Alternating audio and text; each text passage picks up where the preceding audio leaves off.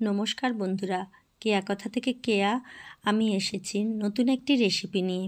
দারুণ স্বাদের এই রেসিপিটি আপনাদের সাথে ভাগ করে নেব। আসুন দেখে নেওয়া যাক আমি আজকে কি বানাচ্ছি। বাড়িতে পড়ে থাকা কয়েকটি পাউরুটি দিয়ে আমি একটি রেসিপি বানাবো।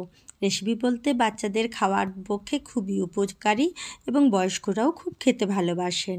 একটা বোল নিয়েছি, তাতে কয়েকটি পাউরুটি নিচ্ছি। এই 3 পিস পাউরুটি আমার ফ্রিজের মধ্যে ছিল, সেই ফ্রিজ থেকে বার করে আমি 3 পিস পাউরুটি বলে রেখে নিয়েছি। আর নিয়ে নেব 3 চামচ, একটু বড় চামচের, টিস্পুন নয়, একটু বড় চামচের 3 চামচ সুজি। এরপর নিয়ে নেব একটি ব্রয়লার মুরগির ডিম। দেশি মুরগির ডিমগুলো বড্ড ছোট হয়, তাই একটু বড় সাইজের একটি ডিম নিয়ে নিলাম। এর সাথে এই সময় দিয়ে দেব গরম করা দুধ, কিন্তু রুম টেম্পারেচারে রাখা। আগে গরম করে নিয়েছিলাম, সেই দুধ আমি দিয়ে দিচ্ছি। এই দুধ দিয়ে আমি ভিজিয়ে নেব। সমস্ত পাউরুটি এর সাথে ম্যাশ করে নেব। আপনারা হাতেও করতে পারেন, আমি সেভাবে করছি না, ওই বড় চামচটা দিয়েই আমি ম্যাশ করে নিচ্ছি। পাউরুটিটাও ফ্রিজে ছিল, আর এই যে সুজি দিয়েছি সেটা তো একটু ফুলবে, আপনারা সেই রকম দেখে দুধ দেবেন। দুধের কোনো পরিমাণ আমি সেভাবে মেপে দুধ দিইনি, যতখানি দুধ লাগবে ঠিক ততখানি দেবেন। আমার দ্বিতীয়বার একটু লেগেছে, তাই আমি আরেকবার দুধ দিয়ে ভালোভাবে মেখে নিচ্ছি। আমি চামচ দিয়েই ভালোভাবে মেখেছি, আর আলাদা করে অন্য কিছু ম্যাশার নিইনি, হাতও দিইনি। ভালো করে মাখা আমার হয়ে গেছে। এইবার আমি 10-15 মিনিটের জন্য ঢাকা দিয়ে রাখবো। সুজিটা ফুলে যাক, তারপরে আমি কাজটা করব। প্রায় 15 মিনিট পরে আমি এসে দেখছি সুজিটা বেশ ভালোভাবে ফুলে গেছে। এই সময় আমি সুজির মাপে আর একটু বেশি লবণ দিয়ে নেব, কারণ ওর মধ্যে অনেক কিছু সবজি দেব। এই যে মেখে নেওয়ার পর আমার অতখানি দুধ দেখুন বেশি হয়েছে, আমি সেই দুধটা রেখে দিয়েছি। এইবারে আমি একটি ফ্রাইং প্যান গ্যাসে বসিয়ে অল্প একটু তেল ব্রাশ করে দিয়েছি। তেলটা খুব বেশি দেওয়ার দরকার নেই, এটাতে তেল খুব কম লাগে, সেইভাবে আপনারা অল্প একটু দেবেন। এই সময় মিশ্রণটি সব ঢেলে দিলাম।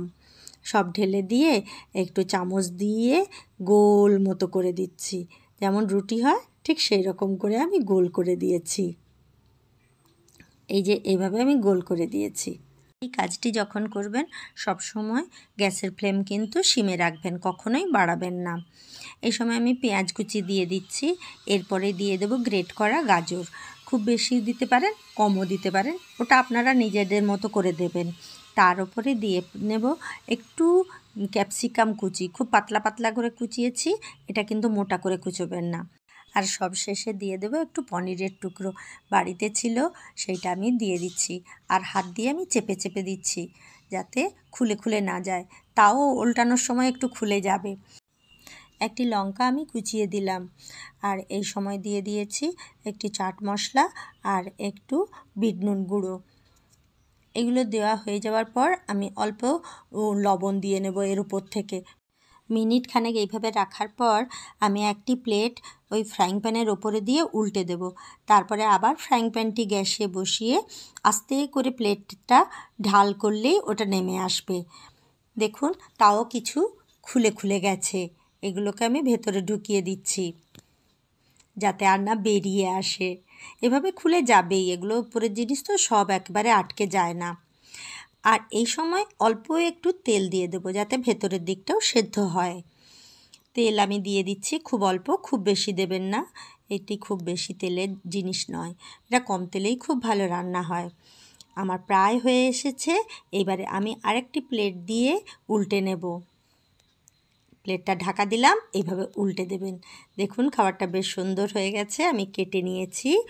আমার বর খাওয়া শুরুও করে দিয়েছে, অল্প একটু টমেটো সস দিয়ে তাকে পরিবেশন করে দিয়েছি। দেখুন কি সুন্দর হয়েছে, খেতে নাকি খুব টেস্টিও হয়েছে। এই রকমের নতুন ধরনের খাবারের রেসিপি পেতে আপনারা আমার চ্যানেলটি লাইক, শেয়ার, সাবস্ক্রাইব করে রাখবেন, এবং পারলে আপনার বন্ধুদের সাথেও সাবস্ক্রাইব করে দেবেন, শেয়ার করে দেবেন। আর যদি সত্যি সত্যি ভালো লাগে তবে কমেন্ট করে জানাবেন। দেখা হবে আবার পরের ভিডিওতে। আজকের মতো শেষ করলাম।